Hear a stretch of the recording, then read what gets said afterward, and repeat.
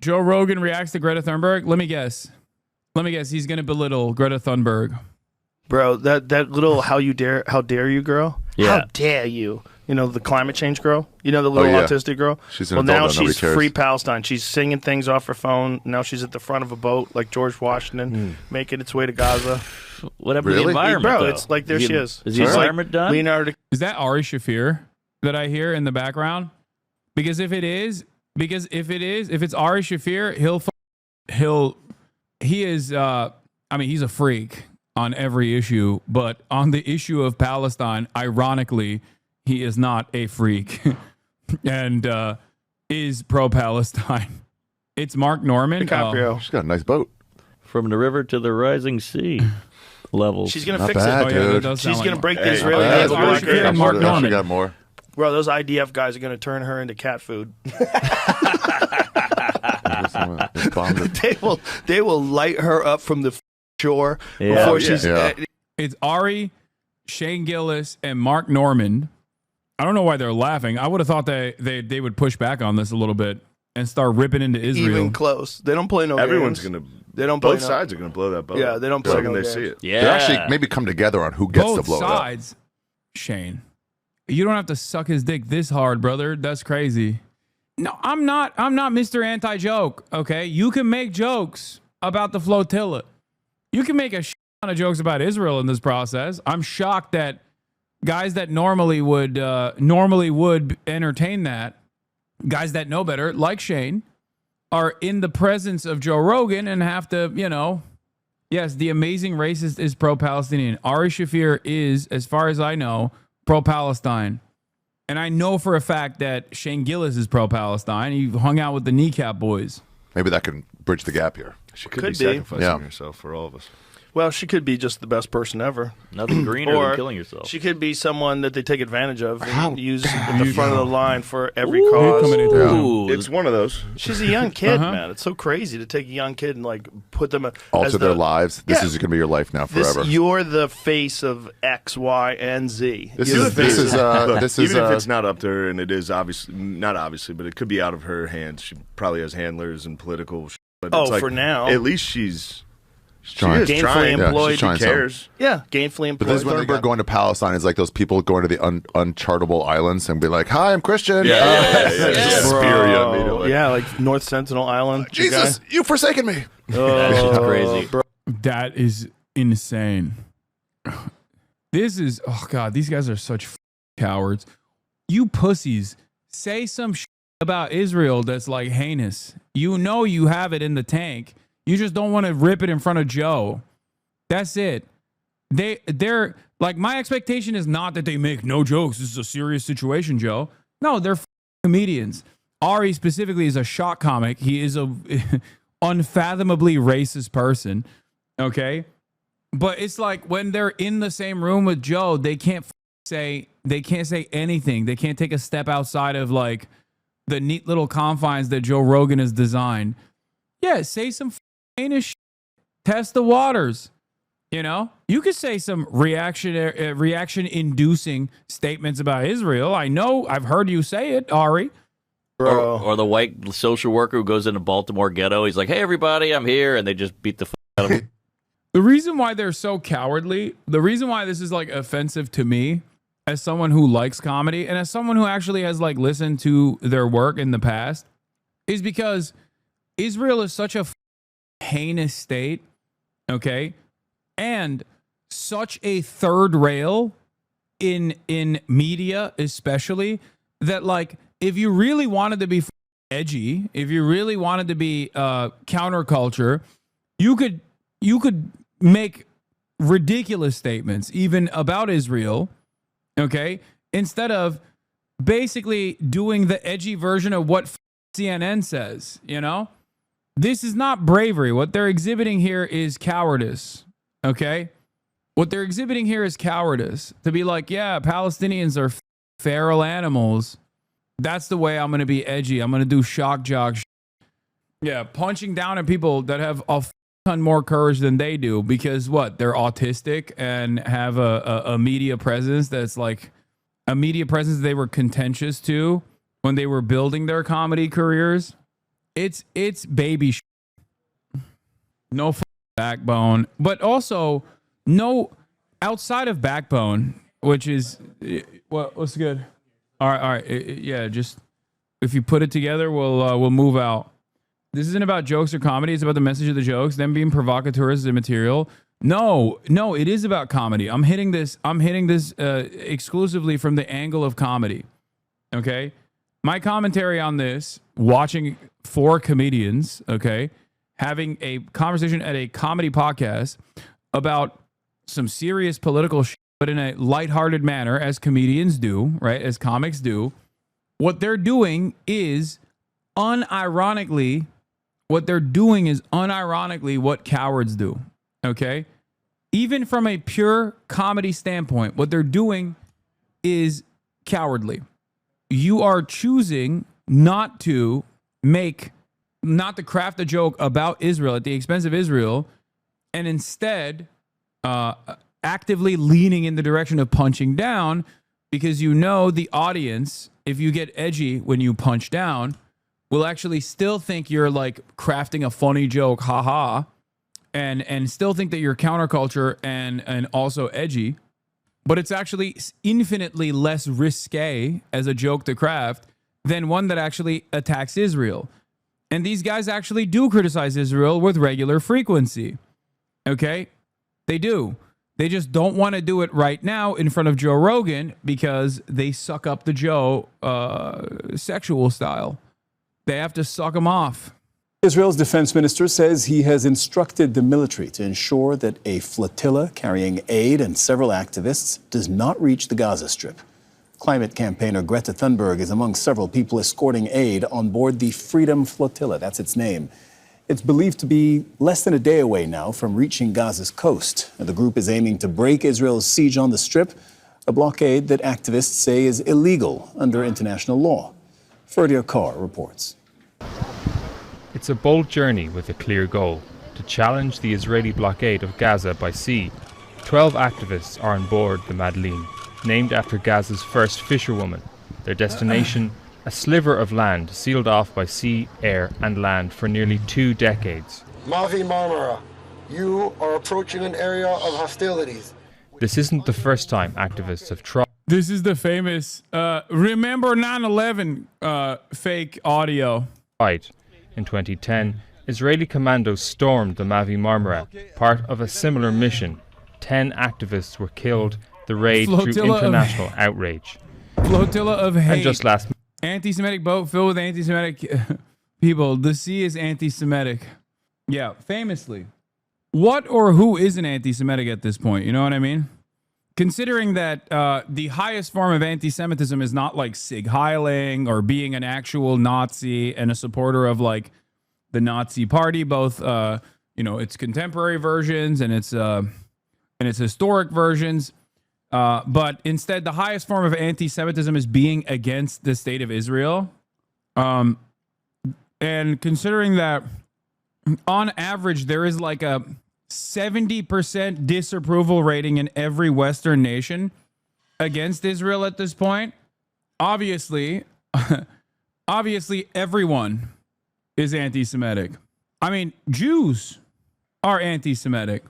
Like, Jews in the Western world that believe that Israel is a fascist state doing an ethnic cleansing campaign are obviously exhibiting the highest form of anti-Semitism. It's so sad to see. It is so sad to see, folks. Think about how anti-Semitic it is that you believe Palestinians are human beings that don't deserve death and destruction. First of all, incredible anti-Semitism. And then also, simultaneously, think about how anti-Semitic it is when you want to feed Palestinian children with baby formula. Yeah. Aid. Anti-Semitism in disguise. That's right. Luckily, Israel caught wind of this tremendous anti-Semitism, delivering baby formula into the Gaza Strip, and they're putting an end to it in the only way that they know how to, which is violence. Month, another vessel in the flotilla was reportedly hit by Israeli drones in international waters.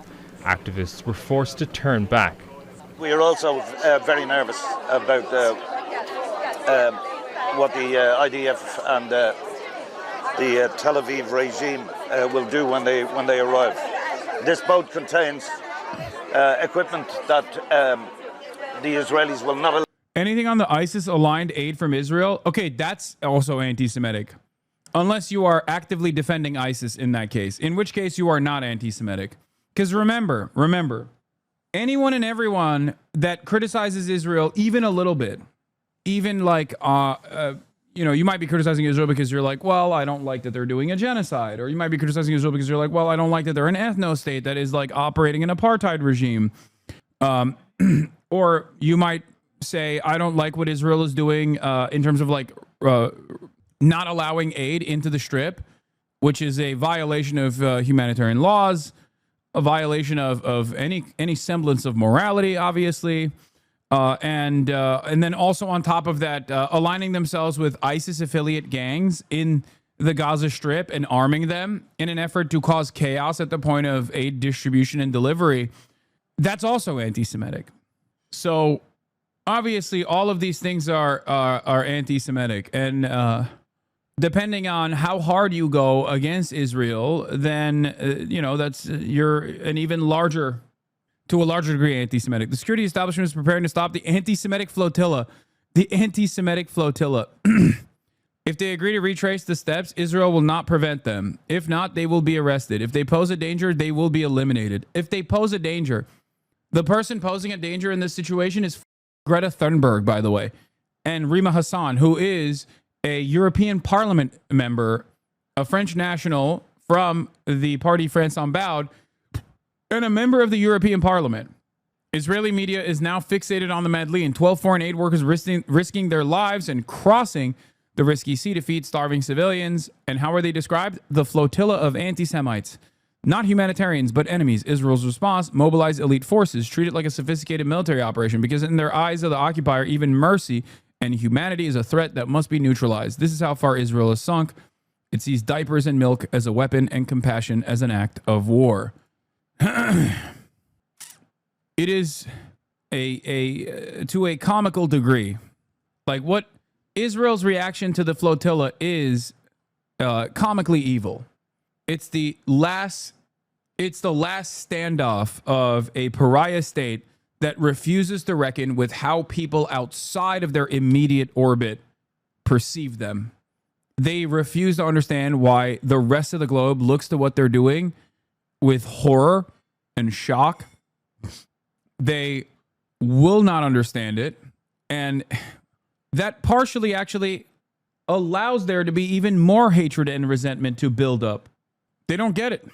Allowing the Gaza crutches, baby formula, painkillers, antibiotics. The Madleen set sail from Sicily, charting a route across the Mediterranean. Now it's approaching Gaza. We don't want any harm to come to these people. This is a humanitarian mission, doing what the rest of the world should be doing, including the EU, the European community where I'm from. And we are trying to break the siege that under international law, the EU should be doing. And they're not. They're shirking their responsibility. I mean, they wouldn't prefer if they weren't getting the backlash, but ultimately they don't give a shit. Chatter, I'm not talking about the Israeli government. Governments are not people. And rarely do you have a situation where the people are aligned with the government unconditionally. And in Israel, given how much fascist social conditioning has been implemented over the course of especially the past couple of decades and the 77 years of occupation, even if the Israeli government is aligned with the interests of the citizenry in terms of the greater Israeli project, eventually the expectation is that Israeli society recognizes why they're a social pariah, considering that they're flying out of Israel, every now and then, and meeting people outside of Israel. They have family members that live outside of Israel, and those family members are like, hey man, everybody hates you guys. They're calling you bloodthirsty monsters out here. Like when they encounter people outside of that bubble that is super primed to assassinate every child in the Gaza Strip, and reckon with the reality that every single person, like the overwhelming majority of populations outside that previously were allies to Israel, that always thought like Israel's the most moral nation, the only democracy in the Middle East, like that kind of thing, are now going, hey man, you guys are bloodthirsty monsters. Why haven't you put an end to this nonsense? There has to be a moment of reckoning within Israeli society. I mean, look at this. Look at what's happening in America, in my backyard right now. In a little bit, when March gets here, we're going to go to the Los Angeles protests at City Hall. Okay? There is a ton of people in the United States of America that are completely against the actions of the state. The state is not aligned with the citizens. The state is rarely ever aligned with the interests of the citizenry. You. And their time will come. Among those on board is Swedish climate activist Greta Thunberg. We have made it very clear from the beginning that we are 12. Like, think about this. A little girl, if you want to call her a little girl, she's 22, but like a little girl versus a nuclear armed state filled to the brim with religious fundamentalist nut jobs that believe in the superiority of their own people. Like, that in and of itself is a joke. The reality is a joke. Like, they're afraid of baby formula entering the strip, dude. It doesn't take much to laugh at that situation. I'm not expecting you to be like, she's so brave, Greta. She's so brave. Peaceful volunteers who are not carrying weapons. We are carrying humanitarian aid. We will not be responding in any violent way. We are sailing on international waters, which is our right to do. So, again, if someone, IOF or allies with Israel, decides to attack us, then it is just another example of the disrespect of international law and human rights. Whether or not the flotilla reaches Gaza, the message is already clear. In the absence of global political action, it's civilians, not states, risking everything to challenge the blockade and genocide in Gaza. Ferdy Akar, Al Jazeera. Actually, you know what? This is a good opportunity to show you, okay, what I mean when I say this. These guys have no humor, edgy humor when you actually make a joke about Israel. Buckle up, okay?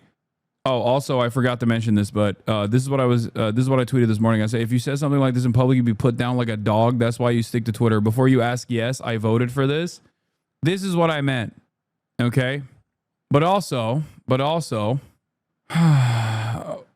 here, edgy humor, Mr. Free Speech, when you're all of a sudden exercising your free speech to make jokes at the expense of a nuclear armed state, or even before you talk about the expense of the nuclear armed state. Here's Dave Portnoy. You should just hoping that a missile strikes Greta Thunberg's ship. Go over to Gaza. We can do unnamed. You can be live in Gaza. I'll jump on Greta Van Thorsten or whatever that girl. She's sailing there. Like whoever that. I hope they hit a missile on her boat. Well, I hope they hit. You should. Yeah. Also, in that same podcast, this is what he said.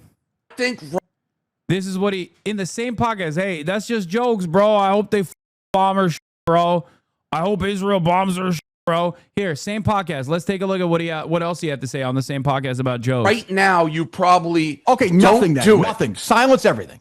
What do you? Every comedian, don't tell a joke about it because Dave, that's how the world works. I agree with you. Go back to your question. When does freedom of speech impinge on freedom of religion? That was your question, not mine. That was your question. Answer it. How many deaths? Yeah. I don't have an answer. Like how in America, American citizens. What's your answer to that question? Now. Okay, we're there. Now. So yeah, Dave, rapist, funny pork boy, is losing his mind at people making, like, mostly Jewish comics making jokes at the expense of Jews, which is literally the hallmark of comedy in America. Okay, like Jewish comedians making fun of Jews is literally like 75% of comedy at its inception point.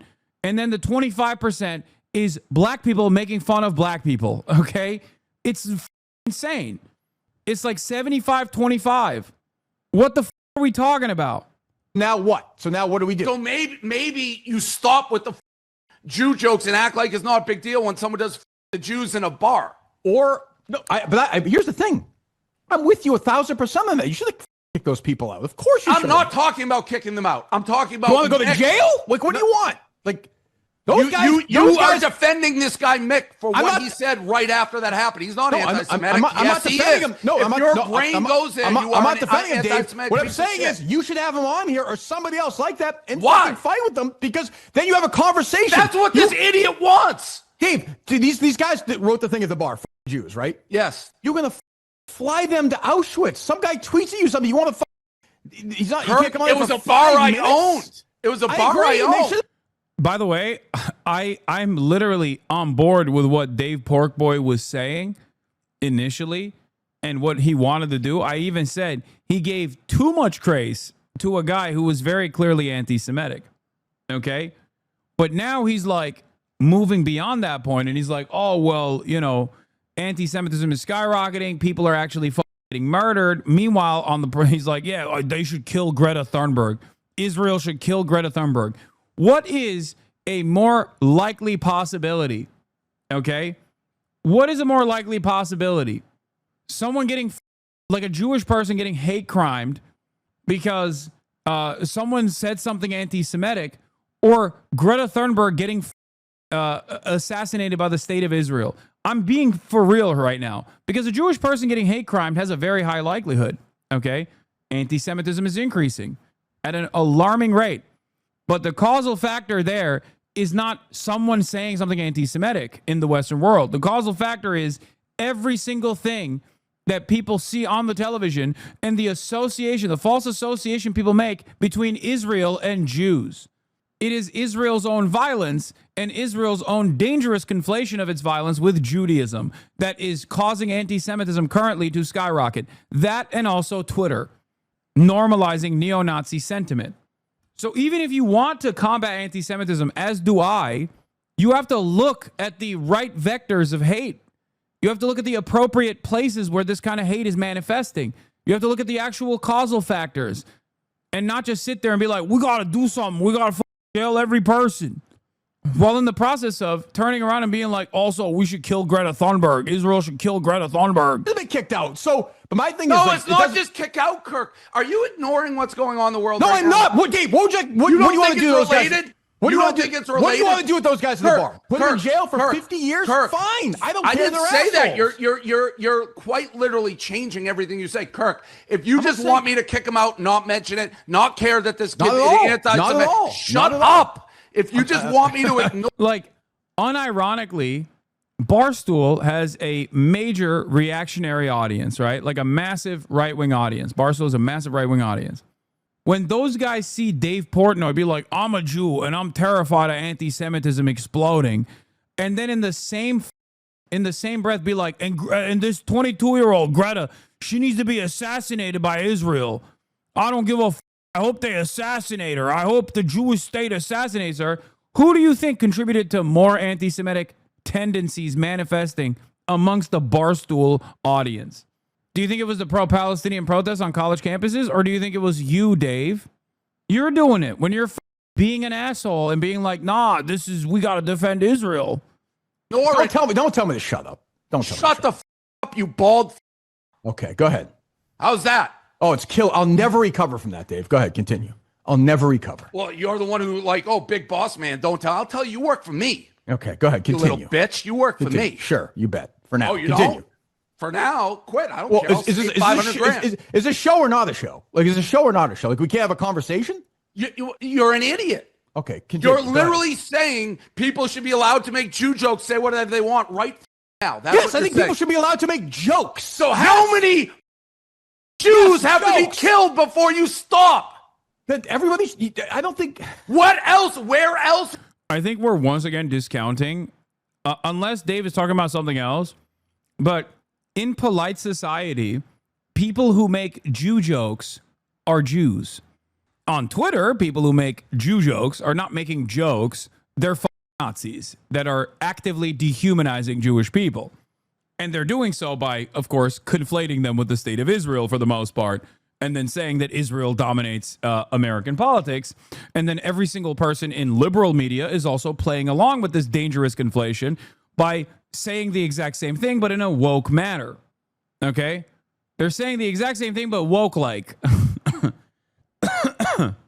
The attitude that you demonstrate as like a right-wing guy who's like, I'm free speech, I'm for free speech, oh, these are just jokes, these are just jokes, is so silly because on the one hand, there is systemic discrimination against black people and brown people, and Dave has no issues making jokes like that. Okay?